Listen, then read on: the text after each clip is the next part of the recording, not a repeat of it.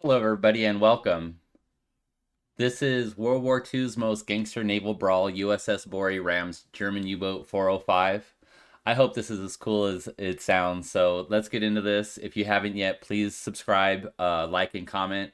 Appreciate your time. Let's get this started. This is easily the most Pirates of the Caribbean-esque naval battle of World War II. Today we're talking about the USS Borie, a Clemson-class destroyer, and its extremely young captain, Charles Hutchins, and in particular that time that they decided it was a good idea to ram into a German U-boat at 2 a.m. in pitch black in the Atlantic Ocean during a storm, and proceeded to get into what amounts to a naval cage fight. But first, a word from our sponsor. This video is brought to you by World of Warships, the first and probably only video game that I'm ever going to be a character in. Action stations! Cool. General quarters. Yeah, for Veterans Day, you can unlock a new ship, the DD-214, and you can get me and my friend Matt over from Demolition Ranch, both as commanders for your ships. If you don't know, World of Warships is a free game on PC, PlayStation, and Xbox where you get to command some of the greatest naval vessels of all time, like the USS Texas, the USS Iowa, or the USS Enterprise. Or if you're into losing, you can be some of the world's biggest coral reefs, like the Yamato or the Bismarck. Seriously though, go check it out. I'm gonna have it linked down below. And when you use the code VETS4VETS, you're automatically gonna unlock me and Demo Matt, as well as a tier 4 battleship and a bunch of in-game money and 14 days of free premium play. So yeah, let me know how bad me and Matt are at voice acting in the comments down below. Let's get back to the video. Just so you know, DD-214 is your discharge paperwork, so that's your... All right, our story begins with Charles Hutchins. He graduated the U.S. Naval Academy in 1936. From there, he served on the battleship USS Nevada for approximately 2 years before transferring to a destroyer. He served there for a short time, and then he ended up resigning his commission, going back home, getting a wife, having a family, starting a career, and he was just out of the military. Fast forward a couple of years after that, the Japanese attack Pearl Harbor, World War II kicks off, and he ends up rejoining the United States Navy in 1941. Now, to be completely intellectually honest, I was unable to find the actual context of why he decided to join. I'm not sure if he was motivated by Pearl Harbor and rejoined because of that. I'm not sure if he was concerned that he was going to get drafted, so he might as well rejoin on his own terms. I'm not sure whether or not he got voluntold that he had to go back into the United States military. However, for the purposes of storytelling, I'm going to go ahead and assume that it was a veteran getting called back into duty because somebody needed an ass whooping. Curse you for breathing, you slut-jawed idiot! Mother's love. If you think Black Friday is actually on Black Friday anymore, you're living in 2019. You wouldn't believe how many...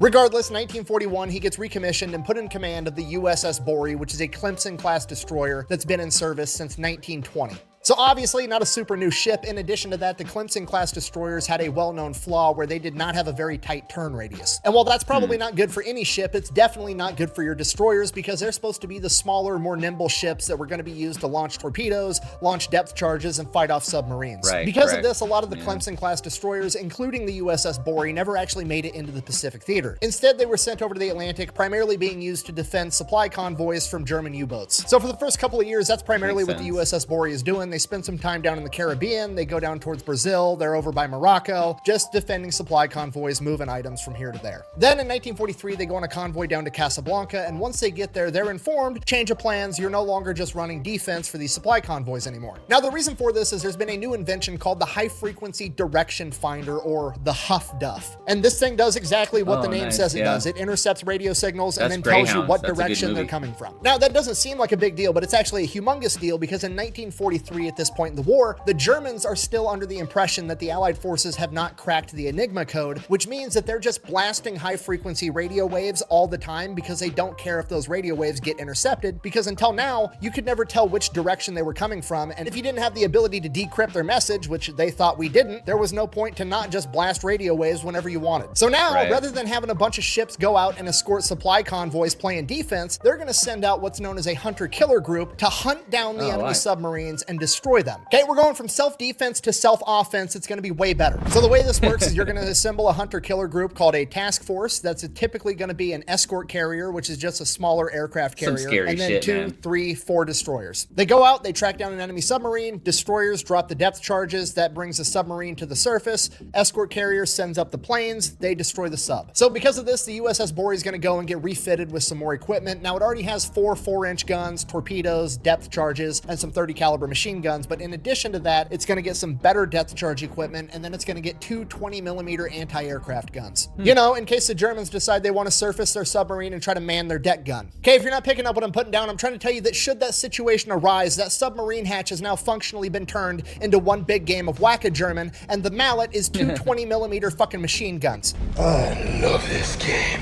So they get all that, then they get the Huff Duff installed, and then they get attached to Hunter Killer Group 2114, which is being led by the escort carrier, the USS Card. So they go out and they start hunting down German submarines. You have to realize this is one of the first Hunter Killer Groups that the Americans have ever used, meaning the Germans don't really know what hit them. And because of that, they absolutely wreck house. On their first couple of missions, they for sure sink 4 submarines. They have 3 more probables, and then a ton of damaged submarines as well. Because of this, the task force ends up getting awarded the Presidential Unit Citation, which, if you don't know, is the equivalent to the Medal of Honor, except for a military unit. Now, out of those 4 that were sunk, one of them was sunk by the USS Borie utilizing torpedoes, and what happened was the Germans got out of the U-boat, they got into their life rafts, and they surrendered, and they started firing these star clusters up in the air, and the Americans just kind of figured like, oh, they're still surrendering, they want us to see them, know where they're at, so they go out, and they're attempting to rescue these Germans, and what had actually happened was they were utilizing these star clusters to signal where they were to another submarine, and that German submarine ended up firing a bunch of torpedoes at the USS Borie. Luckily,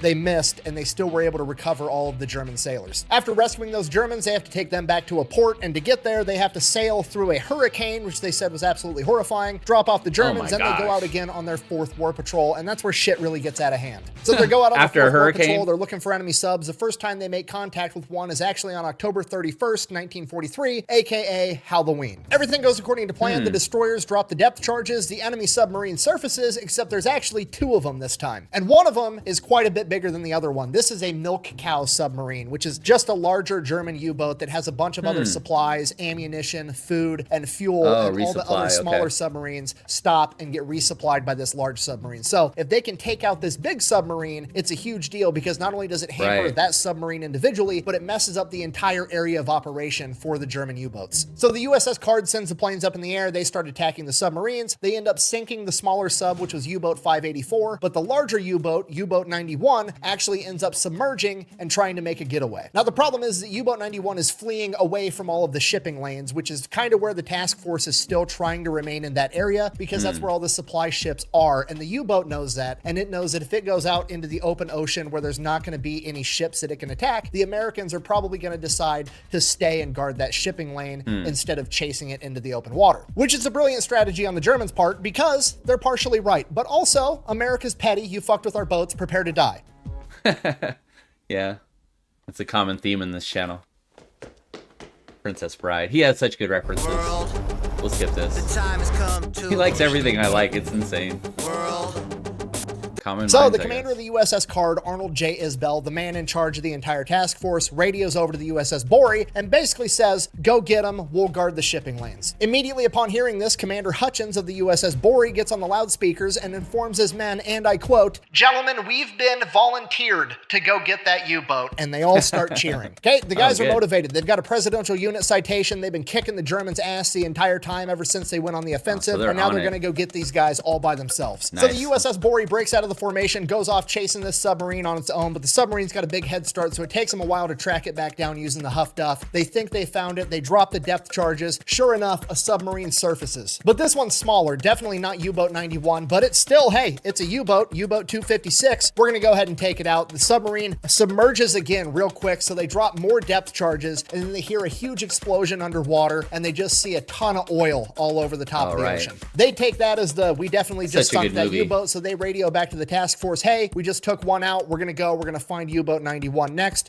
we're gonna keep looking for it. Worth noting, U-boat 256 wasn't actually sunk, it did manage to limp back to port, it was just critically damaged, but the guys think they've sunk a U-boat, so they're pretty pumped. So they take off, going in that same general direction, trying to pick up something on the Huff Duff that they can track down. After about an hour, they actually get a hit, it's way off in the distance, the max range on the Huff Duff, they head that way, they start chasing it down, the sun goes down, it's nighttime, they're staying up, doesn't matter, they keep headed towards this signal, by the time they reach it, it's 2 in the morning and it is pitch black outside with 15-foot waves on a very rough ocean. And between being pitch black outside and the 15-foot waves, it's definitely not the time that you want to engage in naval warfare. However, if we don't touch their boat first, they're going to touch ours, so fuck them.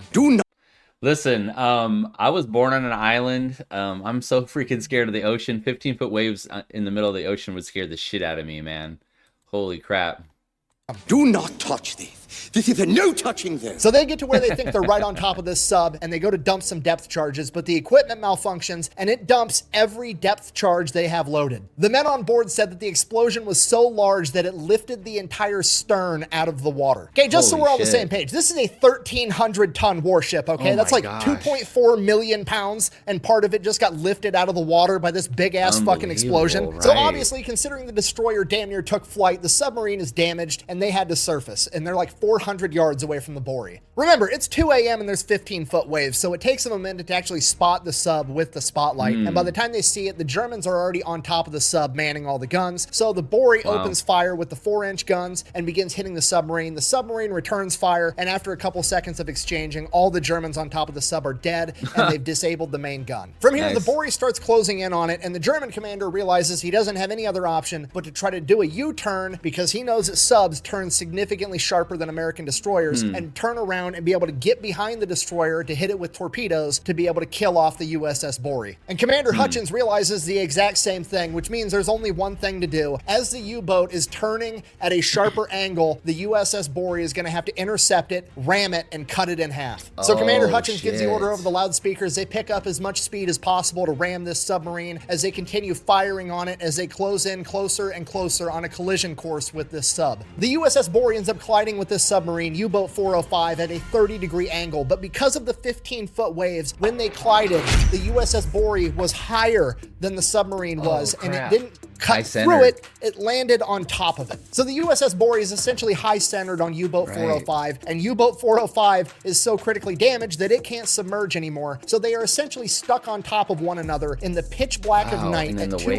waves. with nothing but spotlights riding out 15-foot waves together. I beg your pardon, madam, but What the hell, man? get off! Which is horrible for the USS Borie because now none of the guns on the deck can aim low enough to actually hit the sub because it's literally underneath the boat. And while U-boat 405's main gun has been disabled, which is good news for the Americans, it still has 6 anti-aircraft flak cannons on top, which are going to do some damage at point blank range. So at this point, all the sailors on the USS Borie are like, fuck, we need guns. Some of them go to get guns. They got shotguns and Thompsons on board. In the meantime, the rest of the sailors just start throwing everything not bolted down at the Germans as they're trying to come Fucking out A, of this man. submarine to man the guns. And what happens next is going to come directly from the declassified after action report. And I quote, "One man was killed by a knife thrown from Borie's deck and Oh, which wow. buried itself in the man's stomach. Knife Another kill. was knocked overboard by an empty 4-inch shell casing thrown by the gun captain of gun shit. number 2, which he could not bear." Okay, I'm gonna go out on a limb here. Shell casing kill, probably pretty rare. Getting a knife kill on a dude inside of a fucking submarine, probably the only time it's ever happened in human history. Plus with the 15-foot waves and stuff, I mean, I could throw a knife actually pretty good. I practiced it a lot, but holy shit, man, under that kind of pressure with all that going on, that's a good one. I saw that. Brick killed a guy. Did you throw a trident? Yeah. For a couple of Anchorman. minutes, it just turns into a complete shit show. The Germans are shooting at the Americans with flare guns while the Americans are throwing random shit at the Flare Germans, guns. trying to make sure they don't make it to the flak cannons. But then the other Americans finally show back up with the shotguns and the Tommy guns, at which point the Americans are just farming the Germans for XP. I mean, they've got one spawn XP. point with one hole they have to crawl through. They've got no shot. Right.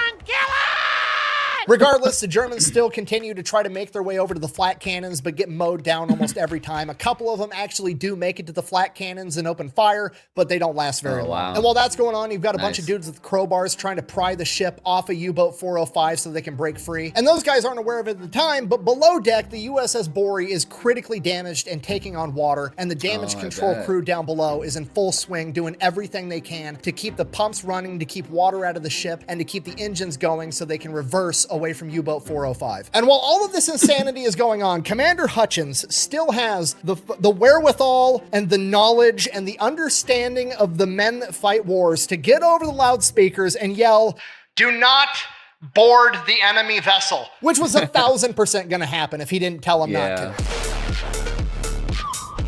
Oh, wow. Look at that shit. After 10 long, crazy minutes of what amounts to a pirate fight, they finally managed to break free from U-Boat 405. And by this time, the damage control guys down below deck are literally up to their elbows in water, and the pumps are not keeping up. So at this point, the USS Borie, critically damaged, taken on water, can only move at a reduced speed. Same thing with U-Boat 405, critically damaged, only able to move at a reduced speed, and it's missing half or more of its crew. And at this point, you're thinking like, okay, maybe both of them should just call it a day. But no, the second U-Boat 405 breaks free, they immediately start maneuvering to get around and get that angle they need to fire torpedoes at the USS Borie. What a stupid son of a bitch. And Commander Hutchins isn't going to be able to do shit about it. He's got worse maneuverability and he's moving slower than this U-boat. There's literally nothing he can do. So thinking fast, he orders everybody to kill all the lights on top of the ship. And submarines don't have spotlights, so now nobody can see anything. It is just black, riding 15-foot waves. So U-Boat 405 does the only thing it can do at this point, and it decides it's going to cut and run. At which point, Commander Hutchins and the USS Borie has the same opportunity. Do I want to call this a day and limp this home, or do I want to try to finish it? We're electing to finish it, okay? This is like two heavyweight fighters in the 5th round, completely gassed, throwing punches at each other that don't actually hurt, but god damn it, we're in a fight. So obviously U-Boat 405 is sending out radio signals. They need help, they need backup, they need somebody to come save them, and they don't know that the USS Borie has the Huff Duff and can use that to see where they are in the dead of night with no light. So the USS Borie, under the cover of darkness, maneuvers to where they're going to be able to engage the submarine, and they light it up. They hit it with depth charges. They start firing on it with the 4-inch guns. Then they hit it with the spotlight, and after a couple minutes, a bunch of the crew comes out waving hands. They're ready to surrender. They're shining the spotlight on them as the 15 surviving crew members get inside some rafts. The rafts start drifting towards the ship as the submarine explodes and sinks to the ocean floor. This may or may not have been due to scuttling charges that the German men set right before they got out of the ship, but regardless, everybody on the USS Borie is cheering at this point because they haven't lost a single man. As these rafts start getting closer and closer to the USS Borie, the Germans start shooting up star clusters, at which point Commander Hutchins is like, oh shit, I've seen this before. And as soon as he thinks that to himself, one of his men screams, torpedo incoming, because they spotted it in the water. He orders the USS Borie to bank as hard and as tight as it possibly can to avoid this torpedo, which it luckily does. Unfortunately, this evasive maneuver forced them to actually drive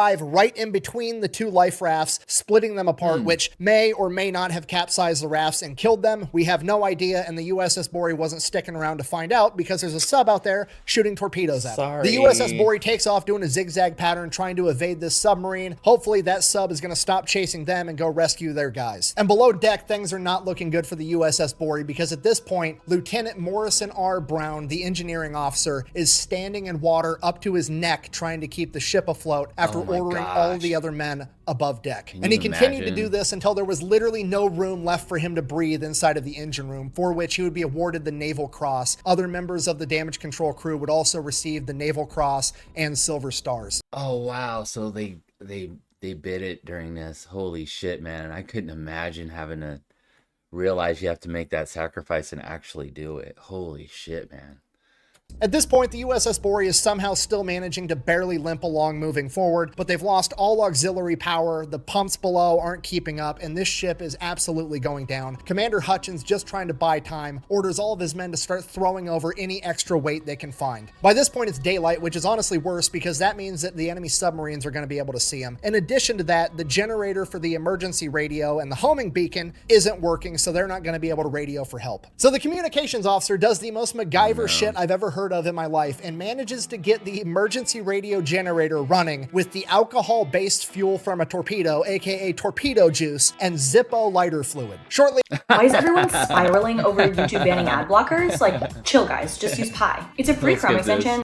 After that time, they're able to send the radio message out to the task force. The USS Card sends up planes to go find them. Once the planes actually spot them, okay, that's good. Now they just have to keep the boat floating long enough for the task force to make it to them. So that's what they do. They do everything to keep the ship afloat while they wait, and they wait, and they wait, and hours go by, and it's noon, it's 1, it's 2, it's 3, it's 4 o'clock in the afternoon, and the sun's starting to go down, and finally Commander Hutchins has to make the call, because if he has to abandon ship in the middle of the night, it's going to be a catastrophe because they don't have any power for lights anymore, and nobody's going to be able to see shit. So he has to decide if he thinks this boat can stay up afloat all night long, or he needs to get his men in the life rafts right now. So he makes a call. He orders all of his men to abandon ship and get in the life rafts, and they are in those life rafts all night long, and during that time, 27 men die from hypothermia and injuries from the previous day's fight. The next morning, the task force does show up, the rest of the men get saved, and the USS Borie is still kind of barely half-ass floating above the waterline, and we can't leave that behind. So the USS Card sends up some dive bombers. They sink the USS Borie. Despite the loss of the USS Borie and some members of its crew, it is still seen as a tremendous victory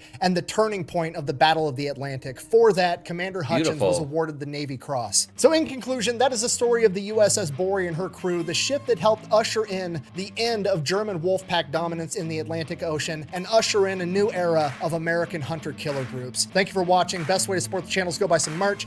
Doesn't really work when I'm wearing a sling. Fluck will put it up on the camera. Thanks for watching. Quack Bang, out.